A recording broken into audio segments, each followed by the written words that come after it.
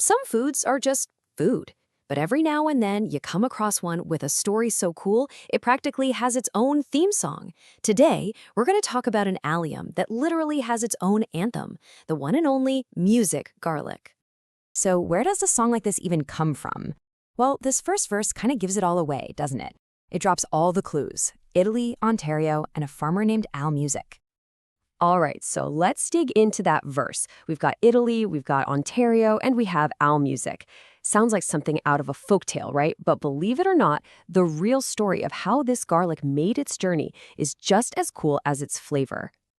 It's one of those stories that's just so simple, it's perfect. So picture this. It's the 1980s, and this farmer, Al Music, he brings this garlic over from Italy to his place in Ontario. And what happens? It just takes off. It grew so well, and people went nuts for these huge, easy-to-peel cloves. So much so that other farmers just started calling it music garlic, and the name, it just stuck. From there, it basically became the garlic to grow if you lived anywhere with a real winter. Okay, so here's the really cool part. That little song we heard, the chorus is basically a user's manual for music garlic. It breaks down all of its most important features. So let's decode those lyrics and really figure out what makes this garlic tick. All right, first line of the chorus. This one perfectly nails the fact that music garlic has this split personality. It's not just one flavor note. Oh no, it's a whole symphony, and it all depends on what you do with it in the kitchen. And you can see that complete 180 right here. When you eat it raw, man, it's got that powerful, spicy, peppery kick. That's all thanks to this stuff called allicin. It's the fiery chemical compound that gives raw garlic its classic bite. But the second you add heat, that allicin totally breaks down. The sugars start to caramelize, and it becomes this completely different thing. Rich, sweet, almost nutty and savory. The big takeaway here? You're getting two completely different culinary tools packed into one single bulb. Okay, but the song doesn't just stop at flavor, right? The very next line points to how it's built. And this isn't just some poetic flourish, this is a straight-up botanical fact. And it's one of the things that really defines music garlic. Yep, that's it. Just 4 to 7 giant cloves. Now, think about the garlic you usually get at the supermarket, right? It's got like a dozen or more of those tiny fiddly cloves wrapped in paper that's impossible to get off. This is the complete opposite. So why is that such a big deal? Well, for anyone who's ever cooked, it's an absolute game changer. Fewer, bigger cloves mean way less time spent peeling and way more time actually cooking. The song calls it a cook's best company. And you know what? They're not kidding. It's so true. Okay, this last line from the chorus, this is the secret sauce. This is the very reason why an Italian heirloom became a Canadian superstar. It all comes down to one word: resilience. Music garlic is an absolute beast when it comes to cold, a true winter warrior.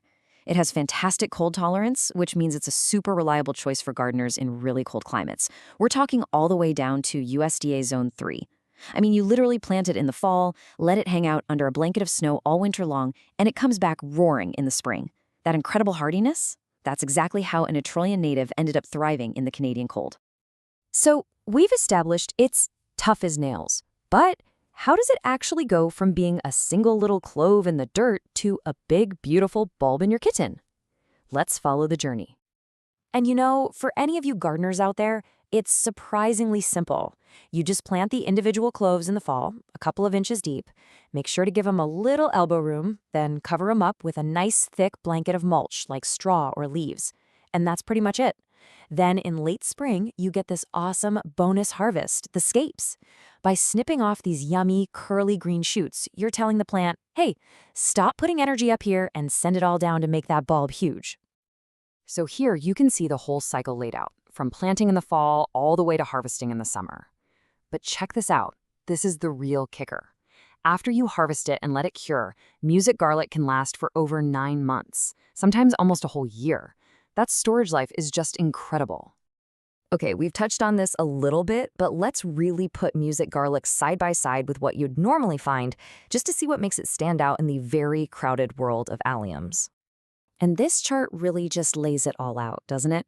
On one side, you've got your typical soft neck garlic from the grocery store, tons of tiny cloves, a milder flavor. And then you have music, which is a hardneck. It's the total opposite. Fewer giant cloves, a much more complex and punchy flavor, and you get that bonus crop of scapes. But really, for anyone who spends time in the kitchen, the biggest difference is the prep time. It's not even a fair fight. Now, if you're a farmer, the difference isn't just about convenience. It's about the bottom line. And the numbers are staggering. Under the right conditions, music garlic can yield about 13,500 pounds per acre. That is a huge amount of garlic. And that number isn't just some random figure we pulled out of thin air. It comes from a real trial at Michigan State University where music garlic, and I'm quoting here, outproduced all others. So this isn't just a favorite for home gardeners, it's a certified commercial powerhouse. So if you want to get technical, music garlic belongs to a group of hardnecks called porcelain garlic. And honestly, the name is perfect. They're famous for these beautiful, smooth, milky white wrappers and, you guessed it, they're consistently huge cloves. Music is basically the rock star of this whole category. And just like that, we're right back where we started, with the Anthem. But now it all makes sense, right? We get the journey from Italy, the toughness to survive a Canadian winter, those giant cloves, and that amazing switch from spicy to sweet. It's all in the song. The Anthem isn't just a cute little tune. It's a perfect summary of everything that makes this garlic so special. So, after all of that, there's really only one question left to ask. What song is music garlic going to sing in your kitchen? Is it going to be a fiery solo in a salsa? A mellow bass line in a roasted vegetable dish?